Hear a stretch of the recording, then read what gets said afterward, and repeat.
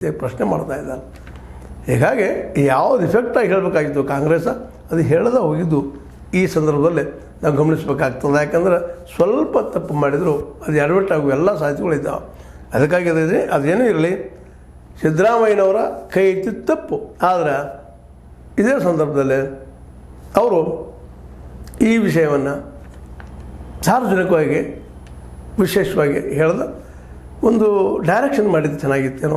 ಇವರಲ್ಲಿ ಇನ್ನೂ ಒಂದು ಸ್ವಲ್ಪ ಏನಪ್ಪ ಅಂತಂದ್ರೆ ಕಂಟ್ರೋಲ್ನೆಸ್ ಬರಬೇಕಾಗಿದೆ ಸಿದ್ದರಾಮಯ್ಯನವ್ರಿಗೆ. ಅದರಲ್ಲೂ ಈ ಒತ್ತಡಗಳು ಭಾಳ ಆಗಿದ್ದಾವೆ. ಈ ಒತ್ತಡದ ನಡುಕ ಆಡಳಿತ ಮಾಡೋದಪ್ಪ ಅಂತಂದ್ರೆ ಅದು ಸುಲಭದ ಮಾತಲ್ಲ ಅನ್ನೋದು ನಾವು ನೀವು ಬಲ್ಲಿವಿ. ಅದೇನೋ ಆಗಲಿ, ಈ ಫಂಕ್ಷನ್ ಬೆಳಗಾವಿಯಲ್ಲಿ ದೊಡ್ಡ ಪ್ರಮಾಣದಲ್ಲಿ ಯಶಸ್ವಿ ಆಗೋದ್ರಲ್ಲೇ ಸ್ವಲ್ಪ, ಅದರಲ್ಲೂ ಮೀಡಿಯಾ ನಿಮಗೆ ಗೊತ್ತದ, ಗೋಧಿ ಮೀಡಿಯಾ ಒಂದು ಸಣ್ಣ ವಿಷಯವನ್ನು ಎಷ್ಟು ದೊಡ್ಡದಾಗಿ ಮಾಡ್ತದಂತೇಳಿ ಸಿದ್ದರಾಮಯ್ಯ ಈ ದೋಷಗಳನ್ನು ಒಂದು ಮೊನ್ನೆ ನಡೆದಂಥ ಈ ಯಾವುದೋ ಸಂದರ್ಭದ ಗಳಿಗೆಯಲ್ಲಿ ಅಂದಂಥ ಯುದ್ಧ ಅದು ಉತ್ತರ ಅಲ್ಲ ಅನ್ನುವಂಗೆ ಶಾಂತಿ ಮುಖ್ಯ ಅಂತ ಹೇಳಿದ ಮಾತು ಯಾವ ರೀತಿ ಆಯಿತು. ಅದೇ ಕಾಲಕ್ಕೆ ಅದರ ನಂತರ ಈಗ ಕೈ ಎತ್ತಿದ್ದು, ಹೀಗೆ ಏನೇನೋ ಒಂದು ಸ್ವಲ್ಪ ತಪ್ಪುಗಳು ಆಗ್ತಾ ಇರ್ತಾವೆ. ಆದರೂ ಈ ತಪ್ಪುಗಳನ್ನು ಮೀರಿ ಸಿದ್ದರಾಮಯ್ಯನವರು ಇನ್ನೂ ಕಾಲದ ಸಾಕಷ್ಟು ನೋಡೋಣ, 2.5 ವರ್ಷ ಸಿಗ್ತದಿಲ್ಲ ಗೊತ್ತಿಲ್ಲ. ಯಾಕಂದ್ರೆ ಇನ್ನೂ ಹೈಕಮಾಂಡ್ ಒಂದು ಏನಪ್ಪ ಅಂದ್ರೆ ಗೆರೆಯಲ್ಲಿ ಅದ.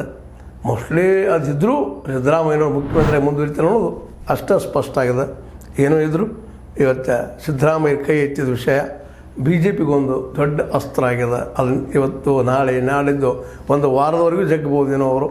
ಯಾಕಂದ್ರೆ ಅಂಥ ಒಂದು ಪಾರಂಗತರವರಾಗಿದ್ದಾರೆ ಅಂತ ಹೇಳ್ತಾ ಸಿದ್ದರಾಮಯ್ಯ ನಡೆಯುವಲ್ಲಿ ಎಡವಿದರ ಅಂತ ನಾವು ನೀವು ವಿಚಾರ ಮಾಡ್ತಾ, ಬೆಲೆ ಏರಿಕೆ ಬಗ್ಗೆ ಎಲ್ಲರಿಗೂ ನೋವಿದೆ.